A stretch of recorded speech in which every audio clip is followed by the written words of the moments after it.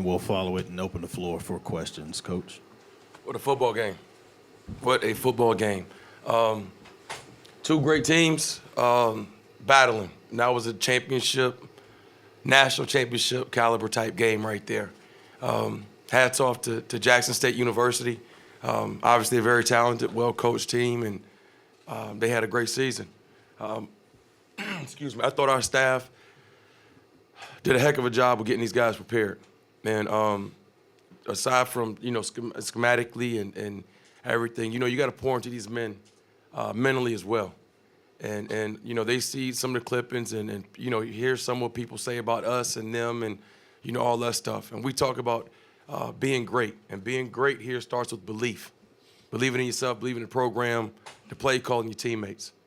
And I just, I'm so proud of my guys. I'm so happy for my university. And, like I always said, since last week at the press conference, there's so much bigger than me. It's about North Carolina Central University first and foremost. Then it's about the MEAC. And I'm just a piece of it. I'm the spokesman for our program. But I take my hat off to our guys. I love them to death. They had a chip on their shoulder. The disrespect was real since we've been down here. We come to the press conference, and many of you were here last week. Their athletic director addressed us as North Carolina A&T State University. I mean, come on. We pull up to a dinner the other night. Buses won't move. They got to drop our guys off in the middle of the street. Pre-game, we supposed to come out at a certain time before the national anthem. For whatever reason, the other team wasn't ready, so they stopped everything. My guys stayed in the tunnel for 10 minutes in pre-game, waiting to come out. But it don't matter. It doesn't matter. We're a resilient group. We play good football, and I said that before, and I'm proud of my guys. But like I said, they're going to put some respect on our name in Black College, and I think they're going to do that now. Second row. Start. Mia Berry with Anscape. Coach, congratulations. Yes, ma'am. Thank you. First part, you won the inaugural Cricket Celebration Bowl as an assistant coach. How does it feel being this homegrown kid that's bringing it home to your alma mater? In second half, you said Central wasn't doing anything different. You were going to play your brand of football. We saw a little trickery along the way. Can you talk into what went into some of those trick plays in the decision making? Right. This means so much. The folks, the chancellor administration brought me back. Obviously, I'm an alum, and my parents went to North Carolina Central, so I had a chip on my shoulder, and I had a little motivation to try to get North Carolina Central back on top. And I'm really happy, that I had an opportunity to come back and lead this program, and I'm humbled and it's an honor. I don't take it lightly at all. And as far as our game plan for the day, I told folks that we're gonna do what we do, and we run the football, and we're a physical football team, and it starts up front. So we let our guys, Mookie and Pee Wee, run that rock today, and we saw some things that were open, and we were able to take advantage of. I thought the fake punt changed the course of the game, and then obviously the 2-point play late, throw back to Pee Wee. We talk situations all the time, and we got to be prepared for every situation when it comes to this game. So that was a play we've been running for a while, and thought it was there, and the guys executed it. Coach Ernest Rex, MTNV Sports. I'm sorry, where are you, buddy? Oh, okay, I'm sorry. You noticed all the disrespect, right? And if you were able to kind of talk to us about it, that means you noticed it, you saw it. Did you point it out to your team before the game to let them know what was going on, or did you just... They saw it. They the ones sitting on the bus. They the ones that got put out in the middle of the street. They saw it. They saw that we were sitting in the tunnel 10 minutes before we come out. Everybody in America has a script that we go by. All right, we play on national television. This is the first time I've seen the script change. So I didn't have to say anything to them about it. We control what we can control, bottom line. And nothing's given to you. If you want something, you got to go take it. And, we deal with adversity all the time, and that's such as life. So we're not going to sit here and complain about this, complain about that. You want something to change, do something about it. Bottom line. Cole in the back. Yeah, Johnny Cole from HBCU Stroll. I'm a former coach myself. Hey, what's going on? I tell you, I watch you from the time you came on the field, and I want to say that you and your coaching staff, man, I mean, I've never seen a varied coach from the time you came out to the time you finished the game. The calmness on you that I've seen just through the whole course of the game. Was it something about watching film for 2 weeks? I think you guys got a chance to watch. That it was about something about Jackson State that you knew that y'all can attack and to be able to win the football game. You seemed so confident about that we were going to win this football game. Yeah, I was confident. It wasn't more so what we saw with Jackson State. It was our guys. And I said we have a good football team, a great football team. And I said that we didn't really truly have that. I shouldn't say it anymore, the star power, because we got player of the years and all this FCS All-Americans. But it's more so about team and team chemistry and things of that nature. And I've seen our guys grow every week from the beginning of the season, and we continue to get better. I saw over the last 2 weeks we had really, really good practices. So the guys knew what was at stake. The guys were hungry, and we had something to prove today. And, you're playing a really good football team, and this is an opportunity for our guys to come in here and beat a 12-0 football team and let folks know that we're as advertised. We come in here, and we weren't even picked at the beginning of the season in the top 10 in black college football. It was 10 teams that y'all picked that were better than us. So our guys had a chip on their shoulder since August. Now, schematically, when we come in here, we knew they liked to bring pressure. We knew they were a very physical football team and they were athletic. So that's when we had more of the quarterback design runs to get the +1, to get an extra hat in the run game. But I thought our game plan was unbelievable. I thought Coach Matt Leone, my offensive coordinator, did a great job. For us to rush for 276 yards on them people right there, that's what I'm talking about. That's what I'm talking about. So, and it starts up front with the offensive line. And, but I'm very pleased it wasn't more so about Jackson. It was about North Carolina Central. Hey, Coach, Kendrick Marshall, HBC Sports. Where you at, Start buddy? right here. Oh, sorry. Yeah, to start the game, you guys threw deep against Travis Hunter. You got a big play, and you guys ran right at JSU's interior front, which has been the strength of their team for the last 2 years. What message did that send for you guys to be so aggressive on those two moments? Okay, again, it was about us and about our game. What we do. And we weren't going to run. I respect Travis Hunter. He's a great football player. But at the same time, we can't go 60 minutes and not throw at him. Okay? So it wasn't like we were just trying to take a shot at him to prove anything. No. That's what we, the progression, that was open. The receiver we had a good throw, great catch. Running the ball in between the tackles. Again, like I said in the press conference, we're going to do what we do. And, we got a strain with the offensive line. We can't put in a whole new offense. So at some point, offensive line, it's going to be all against them. You got to strain and win your one-on-one battle. And guys took pride in what they were doing, and, we executed. Right here, first row. Coach Raphael Haynes with the three-point conversion. Raphael Haynes with the three-point conversion. You talked about how media, the viewers learned about you all. But what did you learn about your team, and not just your team, but yourself as a coach this year? How can I say this and be humble?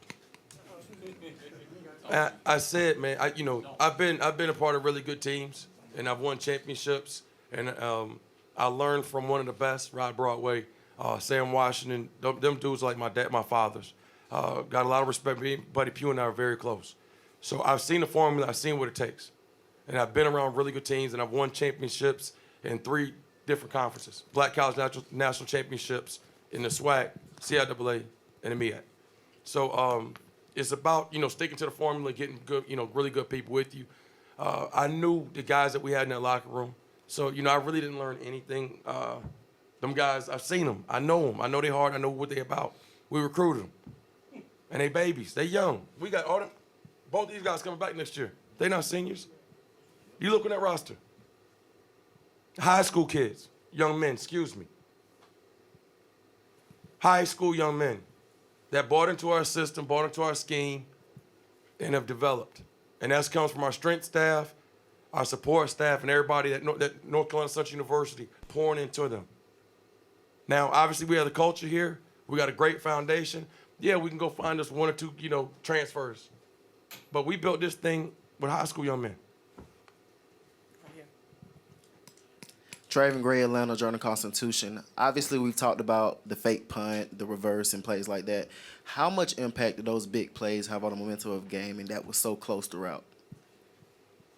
You know, when it's a one-possession game and it's back and forth, and you're driving and defense finally gets a stop, and you know, I thought moved the ball pretty good in the first half, and then defense gets a stop on us, and then boom, you hit them with a fake punt, and defense got to come back on the field. You know, that wears on you, especially your psyche. And, you know, you got to keep people on their heels. So we have some more stuff cooking, too, now. We have one or two more. Gary Jones of VMH Sports. Last week, I talked about coaching experience. And I think I highlighted 20 years, and you said 20 years coaching experience. After the game, I talked to Mr. Buddy Pugh. And I said, how did having the experience win this game? And he just smiled. So this 2 years straight, do you think experience, coaching experience, won this game again? I don't think it was more so coaching experience, really execution, being able to run the football. They rushed for 68 yards to our 276. They threw the ball for 349. Okay, you're gonna win games throwing the ball, but to win championships you got to be able to run the ball. Okay, when you run the ball, you can keep Shador off the field.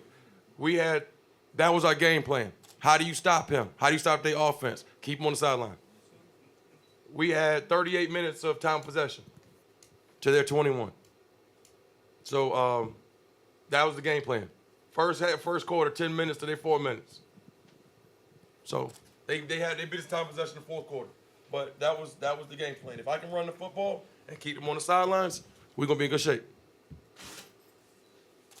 Stephen Gaither, HBCU Game Day. Coach, congratulations. You told us back in Norfolk a couple of months ago. Here we are. But talk about Davius. You guys will be forever linked. Just talk about what it was that you saw in him initially, and then today when the game was over, kind of, I'm guessing this is coming to fruition. When you get a chance to see him, you see how mild-mannered he is, how humble he is. Obviously, he has all the physical attributes to be great, but he's a leader, and he's definitely not gonna get too high, get too low. Just a great young man, and he's a warrior. The kid had surgery on his hand 2 weeks ago. All right, we broke his finger the last game of the season. Bad snap, reached down.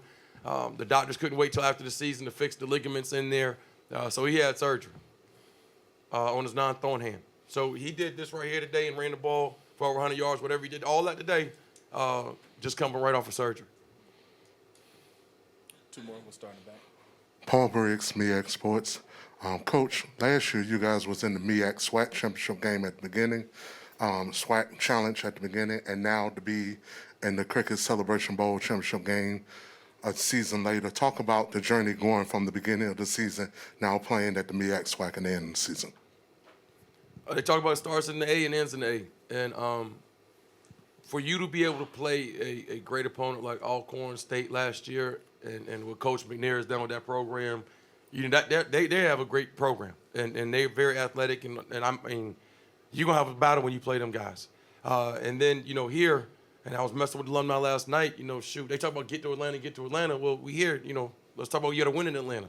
So for us to come back down here and play here again, and John, can't say enough about this. Y'all look at the energy in that building. The NFL commissioners in here. It's a sellout. The energy in there. And then people want to talk about playoffs. Like how the Ivers say it, playoffs? Practice? Come on, man. Let's be real. But that's an unbelievable experience to be able to play. For our guys to have the opportunity to play here in this. And the bands were rocking. That's what black college football is all about. That's what it's all about. And I'm happy for our guys to be able to have opportunity to experience that.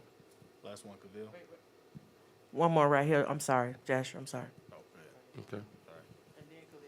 Shakira Martin with MEAC Sports. Coach, congratulations. Thank you. Just walk us through what this game and this win does for the MEAC conference, especially on a platform that was basically set for the SWAC. Your players talked about how when they came in, the spotlight was on them. They were able to chill and do what they do best. What does this do for the conference? I mean, it'll continue to show everybody that we play really good football in our conference. I mean, I don't expect a whole lot to change, and when we get back to Durham, the roads will be paved gold, nothing like that. But maybe they can, Kyle. But I mean, again, we further prove that we play really good football in our conference. Bottom line. And I'm sorry, what was the second part of the question? Just what does it do for the conference? Oh, yeah, that's it. I mean, and again, we didn't have much pressure on us. And, we humble. We just play the game, man. We don't need to do all that talking. We let our work speak for itself. Last one, Cavill. This is Kenyatta Cavill, Dr. Hold on one second. I'll only answer this question if he has a MEAC polo shirt on. No, I won a North Carolina Central Championship. That was my shirt. Now, since you're going really hard like that, and I wanted to say it's been a pleasure to follow you back at the beginning in Norfolk, and you talked about the journey and concluding it right here in Atlanta with the Celebration Bowl. As I asked some of the players, there's a limited opportunity to win a championship, whether that's at the interscholastic level, intercollegiate level, or the professional level. You've done that now. Talk about how you feel about taking the journey. Well, that's the fun part is when you see that, you come from, our struggles from when I first got here in 19 to we improved, but then we struggled here. And then, people kind of counted us out when we lost to South Carolina State this past year. So I think that's what makes men is when you have to go through adversity. And that's what makes teams. And it's hard to win championships. And I've been blessed to win several of them, a lot of them. But that's one thing, like you said, nobody can ever take away from these young men, their legacy. When they come back 10, 20 years at homecoming or they telling their story to their kids, man, we had a 10-win season. We won the MEAC. We won the Celebration Bowl. Who'd y'all play? Daddy, who'd y'all play? We played Jackson State. So you can't take it away from these guys, and they worked for it. They earned it. And, I love them guys, man. I'm so happy for them that they have an opportunity to experience championship, and we win that thing and bring it back to Durham. Thanks, Coach. Appreciate your time. Thank you guys for your coverage this year. If you have a vest, please bring it to the front. If you